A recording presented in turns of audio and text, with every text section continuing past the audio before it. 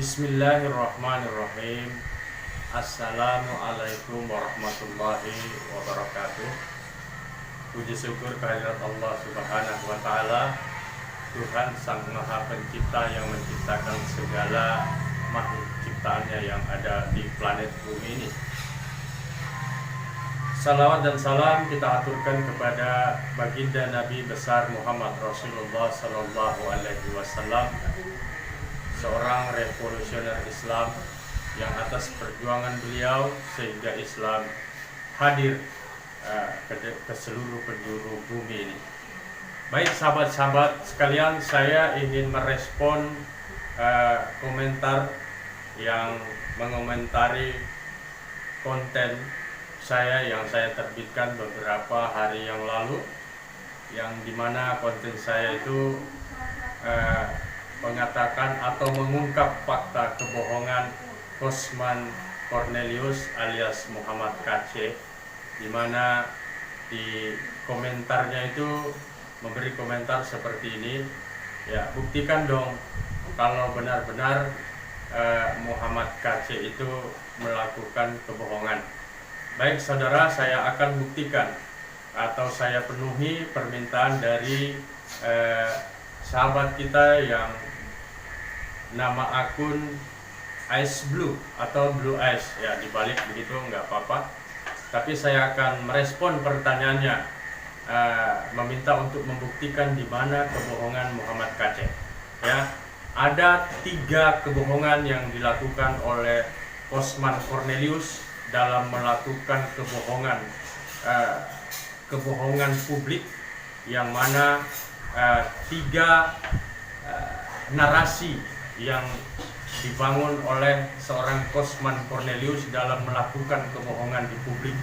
Ya, saya akan buktikan dengan data yang saya miliki, sehingga data itu yang kemudian membuktikan bagaimana seorang Kosman Cornelius melakukan penipuan atau melakukan kebohongan publik.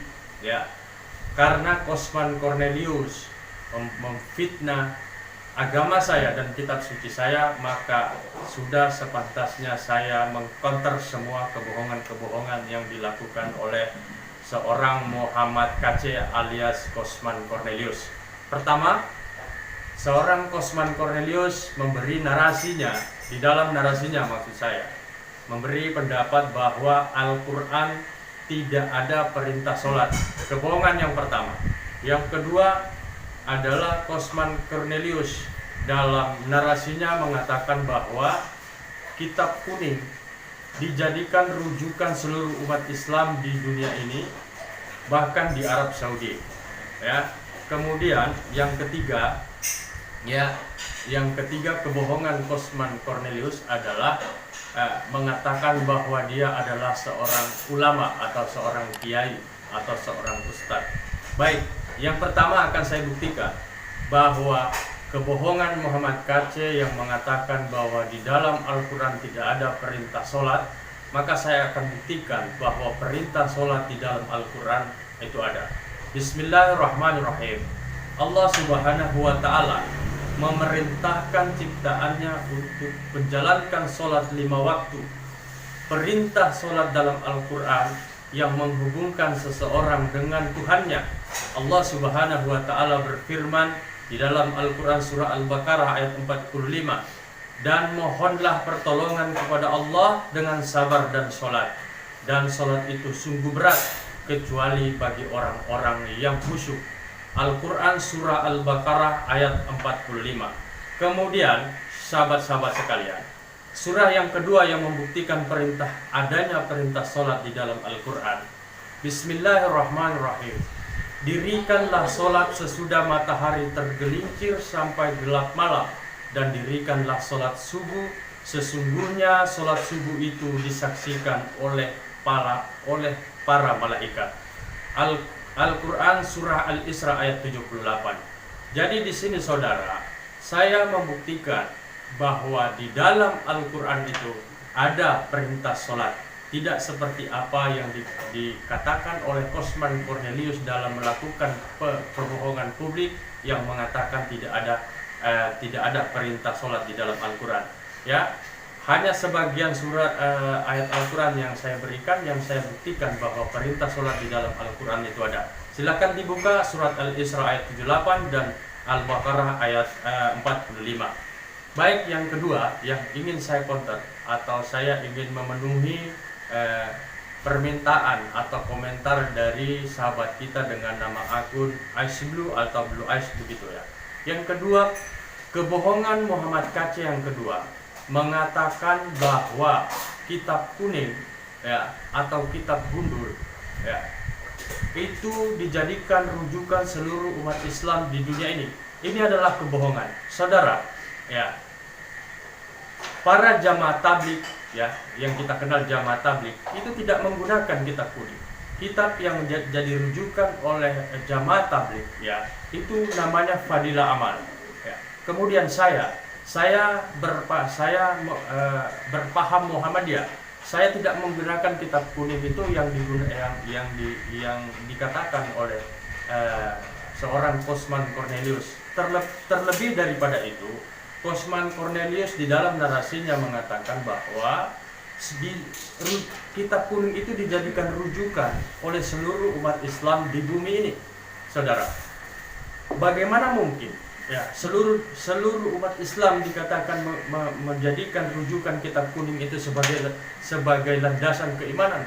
Saya kira ini sebuah kebohongan bahwa Muhammadiyah, bahkan para jamaah tabligh dan masih banyak lagi ya, itu tidak menggunakan rujukan kitab kuning yang seperti apa yang disampaikan oleh Kosman Cornelius.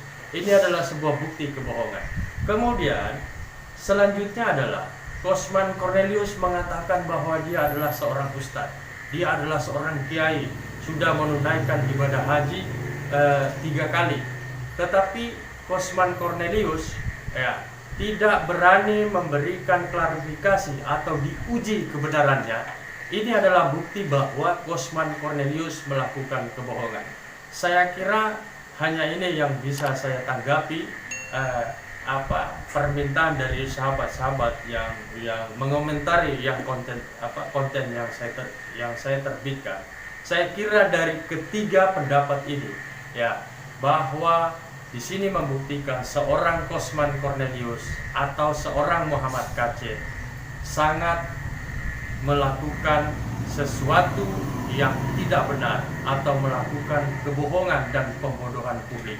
Ya, ini adalah ekspresi saya merespon atau pertanyaan saudara ya dengan nama akun channel Ice Blue atau Blue Ice begitu ya. Maka saya pada hari ini merespon pertanyaan-pertanyaan itu. Saya kira saya tidak banyak memberi tanggapan tentang apa yang dipertanyakan di konten saya. Ini yang bisa saya berikan, yang saya buktikan bahwa seorang Muhammad Kaceh atau Kosman Cornelius adalah seorang pembohong, adalah seorang pembual yang melakukan kebohongan publik. Ini adalah sesuatu yang nyata yang dilakukan oleh seorang Kosman Cornelius, dan saya percaya bahwa seorang Kosman Cornelius bukanlah seorang muslim, melainkan seorang non-muslim ya, karena apa yang dikatakan tidak sesuai dengan apa yang ada di kitab suci saya. Terbukti bahwa banyak ayat yang kemudian di kitab suci saya yang kemudian memerintahkan untuk melakukan sholat. Sekian dan terima kasih. Hanya ini yang bisa saya sampaikan. Wabillahi taufiq wal hidayah.